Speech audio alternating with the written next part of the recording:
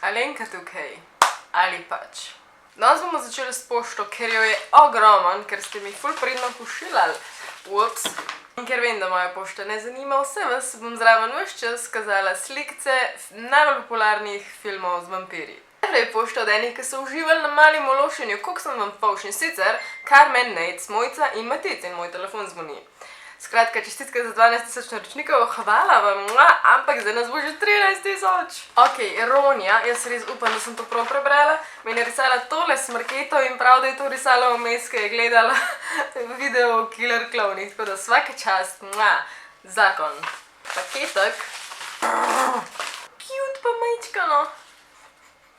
Seriozen, ker se ne vidi, kjer je.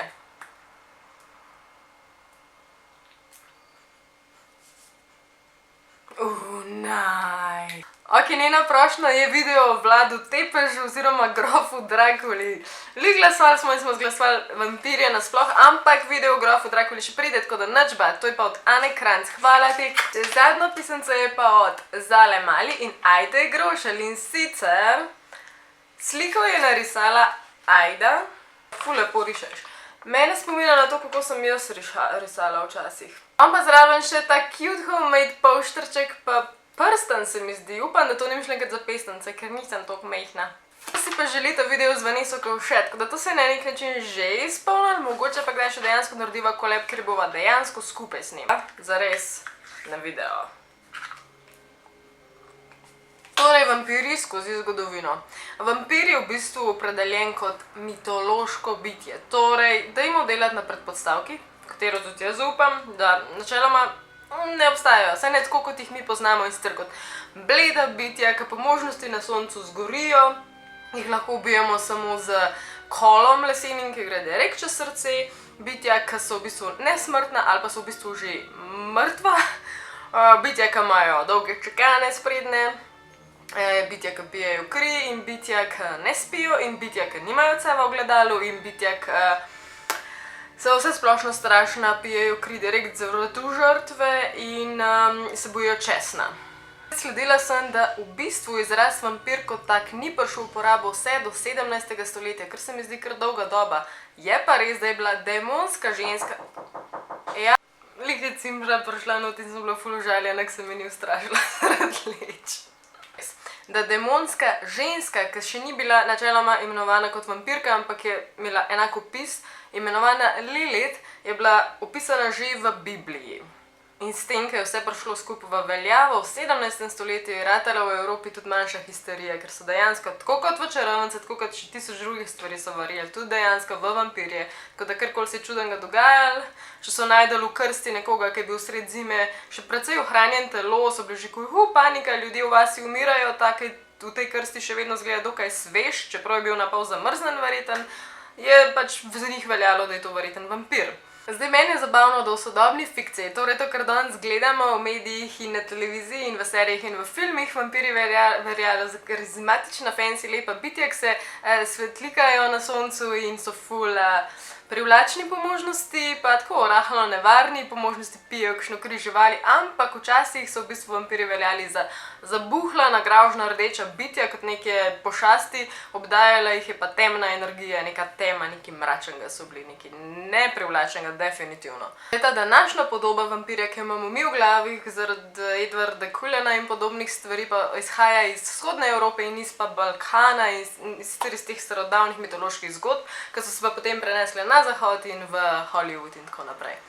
Torej, imeli naj bi take oči, ali pa rdeče, ali pa zlate, ali pa tudi črne, naj bi imeli ful močno izostrene čute in kakšne nadnaravne moči, kot so skrivnost, hitrost, branje misli, naprimer, izjemna moč, lahko bi se spreminjali mogoče v živali, zobe naj bi bile načeloma take kot so, ali pa daljše, ali pa da se spreminjajo. Pa če grem zdaj razbiti par mitov ali pa stereotipov, kakorkoli, zakaj mi vsi povezujemo netopirje z vampirji? Je ful preprosta razlaga in sicer, ko truplo trohni, pridejo nadnega tudi določene žuželke in netopirji so žužkojedi in se spravijo na ta trupla zaradi tega, ker jejo te žuželke, ker je vse skupaj res nagraužna ideja. So pa tudi skrivnostna bitja, so nočna bitja in so obenem prenašalci stekline, tako da v bistvu ta povezava sploh ni toliko nenavadna. Zdaj pa zakaj jih povezujemo z daljšimi podočniki? Pač ena razlaga je logično to, da rabiš ta ugriz, da prideš do krvi, ampak druga stvar pa je, da gre za bolezen imenovano porfirija in je povezana s tem, da imaš ful nizko vsebnost hemoglobina v krvi. Smešen mi je, ker bereš o tem in piše, to je posledica srednjeveških porok znotraj družine.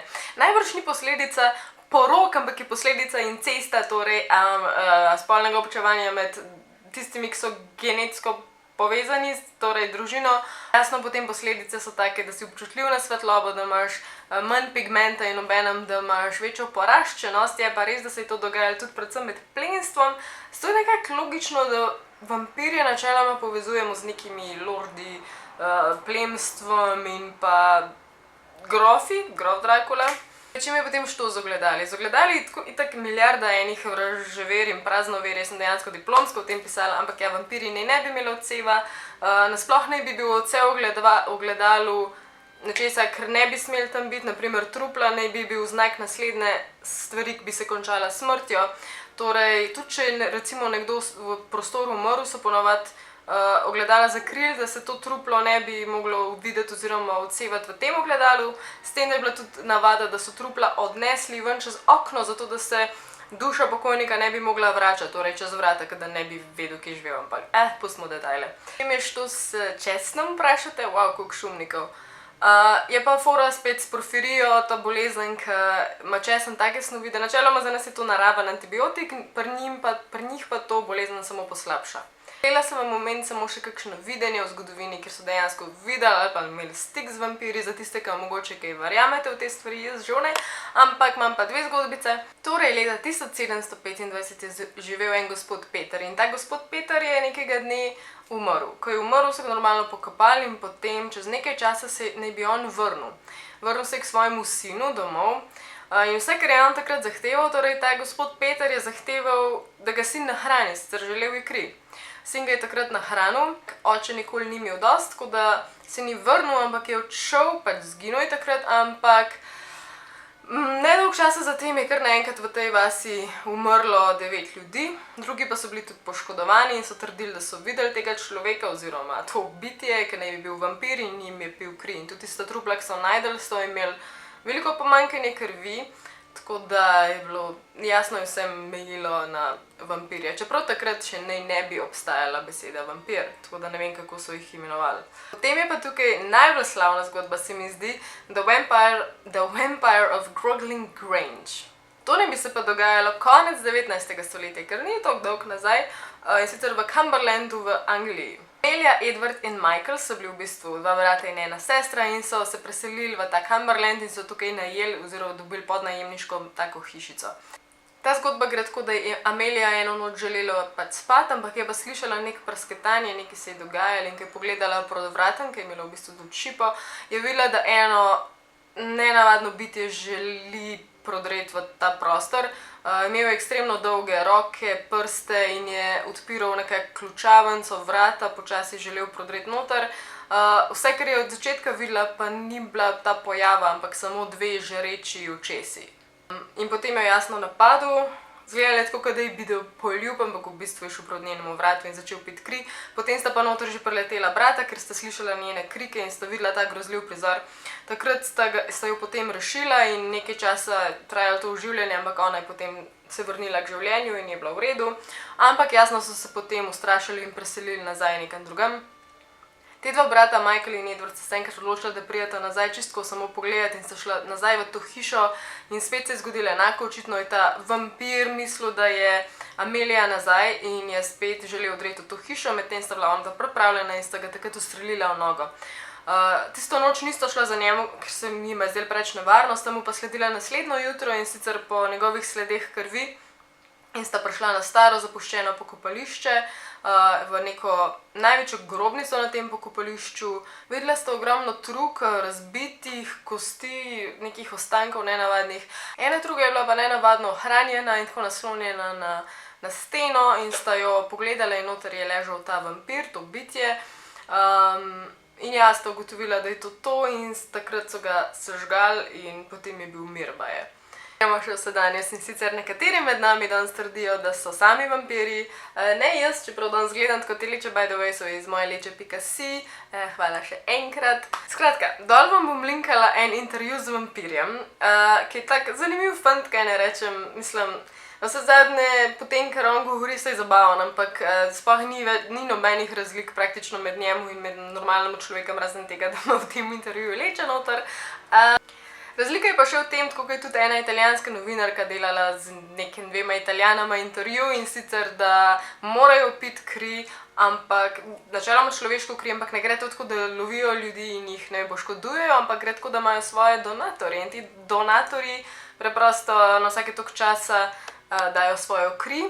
Po možnosti si morajo biti všeč, da rečejo, lepa ženska je, ona mi da kri, ki pa je ful bolj okusno vse skupaj, in ja, tako nekako to poteka. Pa imajo pa tiste umetne, malo daljše zobke in ja. So pa potem tisti, ki najdejo rešitev v krvi, tem, da pijejo kri drugih in potem pride do tega. Eden recimo je bil zelo poseben primer in je imel polomljenih, mislim, da 5 reber, ker naj bi mogel počivati mesece in mesece, da bi okreval, ali 2 meseca, ampak se je že po enem tednu se je pobral, pa je čist obnovljen, da nič ni bilo. Nekateri trdijo, da niso nič posebenega, so živa bitja, so ljudje. Edina stvar, ki je razlika, je to, da z lahkoto doživijo približno 100 let.